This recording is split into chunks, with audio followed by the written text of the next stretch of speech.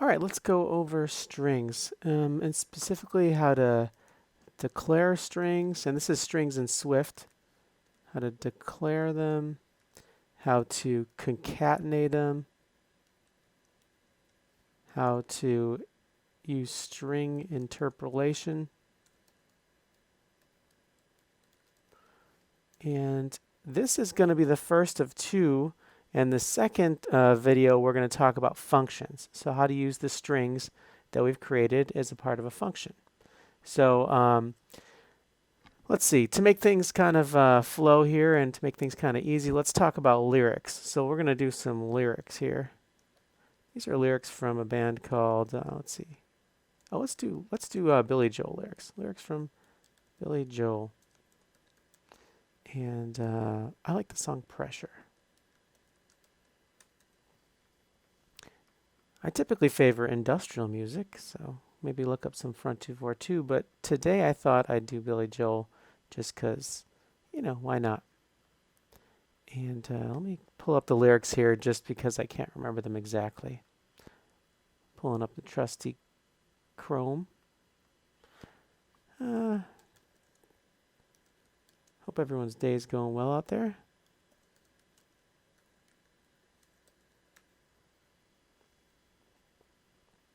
All right, here we go. So when you look at a string like this, first of all, let's talk about strings. In Swift programming, string is anything that's like a line of characters. Those characters could be, excuse me a moment. Those characters could be letters, numbers.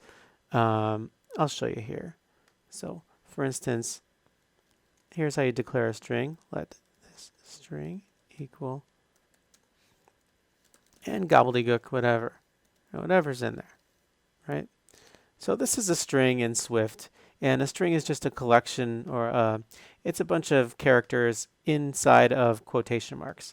And this whole string here, this collection of characters, is stored and now represented as this object here. And so for instance, you could make a second string like this. And here's more of a second string. So the first word here, let, means that it's a constant. It means that you can't change that second string. If you tried to type out that second string and assign it with some new stuff, it's going to yell at you. It's going to be like, hey, you can't do that, dude. Because, see, you can't do that because it's a let. If you wanted a mutating string, a string that could change, then you declare it like this, var. It means it's a variable. So now the compiler should be happy. Okay, so this is the very basics of strings. You can even use emojis inside of strings, and you know, that's all fine and good. But let's make this useful by making it lyrics from Billy Joel. So instead of declaring this string, I'm going to say first verse. So this is going to be all the first verse of Billy Joel's song. Actually, let's make it even more granular first. So this will be, we'll call this line 1. So let's look back at the lyrics here. So you have to learn to pace yourself pressure. First line. All right. So I'm going to take that and I'll plunk it in over here. Now, Swift doesn't like line breaks. Line breaks mean a new a new bit of code, so you got to delete the line breaks in there. So you have to learn to pace yourself pressure. All right, let's look at line 2. Let line 2 equal, and I'm just putting the quotes in there first. Let's bring up the lyrics again. You're just like everybody else. Pressure. There we go. Again, just get rid of that line break. Put the space in there. All right. All right, so here we go. We got 6 lines here. And I know that's a little weird, and really if you look at the spacing here, it's probably more like 8 lines. But let's not worry about that right now. let's just take a look at what we got. We get 6 lines of text here, and these make up pretty much what I would call the first verse. Let first verse equal. So now you could go back in and type all this stuff out again, but why do that? Because we've got it all stored here. So what I'm going to do is I'm going to put just line 1 plus line 2. You can do this thing where you're kind of adding up the strings to make one long string, and that'll just kind of plunk the strings in one after the other. Now what you're going to find is that it's not going to look as good as you'd think, because for one thing, there's no line break, like there's no return key. You know, it doesn't like go down to the next line when you print it out. And also there's no space or periods or punctuation. And I guess since we're, so let's go ahead and print it just to see what we got here. So to print a string, you just type print, put parentheses in, and then we're going to print the first verse. What that's going to do is it's going to drop it into a little terminal down here, a little, oh, we got to hit the play button there.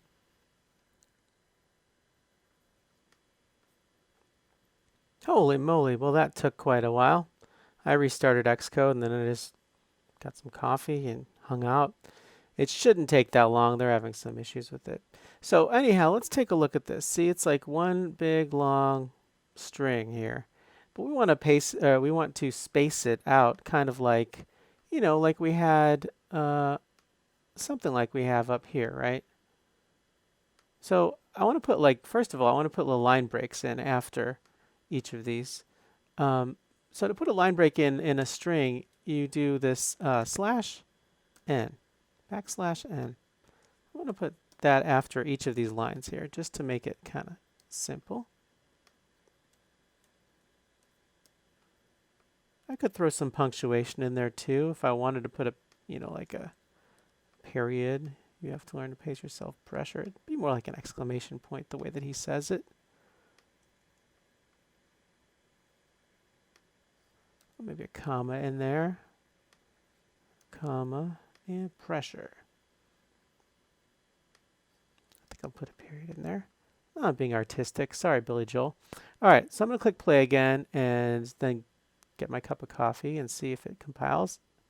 Oh, good. It took a lot faster.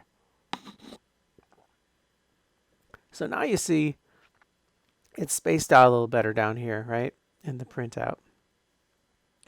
Now we have first verse, and it's got all this stuff added together. Now this way of adding up strings like that, that's concatenating. So with the plus sign. That's the fancy way of saying that. Declaring a string, you can declare it with a let or a var. Strings, we talked, it's like a collection or I don't know, I'll just call it a bunch of characters. Or maybe a line of characters. Let or var, and I'm going to put also, when you declare it, use quotes. Just a note to myself there. So here we go. Let line equal, or let line 1 and assign this bit of string. At the end, we're throwing in a little line break there, slash n. And yeah, here we go. Now let's talk about this word pressure, because it keeps showing up. Pressure, pressure there. In fact, if I just search for pressure, Command F, pressure, it shows up 3 places at least. And when we go throughout the whole song, it's going to show up a lot more. Let's just, for the sake of this lesson, declare the word pressure up here. I know it's kind of weird. I mean, usually you declare something that's like a little larger than the actual word. But just so that I can teach you string interpolation. You'll see that when I declare a string, I start with a lowercase letter, and then you capitalize as needed. First verse. That's called Camelcase. So here we go. I'm going to put this pressure in here, like that. So you do a slash parentheses, and that kind of inserts the property into the string. So I'm going to replace it here, here, and again, I know this is a little more work than you really need to do, but let's say, I don't know, let's say you misspelled the word, and so then now throughout the whole song, it's all spelled pressure, and you're like, oh shoot, I gotta fix that. Well, then instead of changing it in every place that pressure is declared, then you could change it just in one place up here.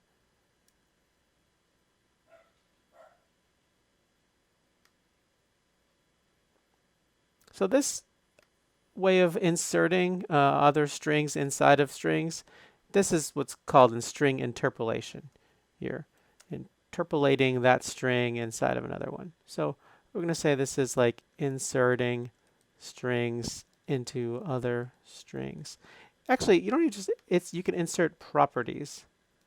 So like not just strings, you could insert an integer, you could insert all kinds of things, an object even, inside of a string. But it's using slash parentheses. It's not printing down here because my Xcode is working kind of slow on this machine, but yeah, here we go. So now it's just inserting this in here. Okay, and so now we've covered, let's see, we've covered pretty much all the things we want to cover for this lesson. So now you can go make your own first verse and tell me how it goes. If you have any questions about strings, go ahead and leave a comment below. Otherwise, like and subscribe my YouTube channel where we talk about Swift coding. This is for anyone who wants to learn how to make an app for the iPhone or the iPad. This will be the very beginnings of learning that process.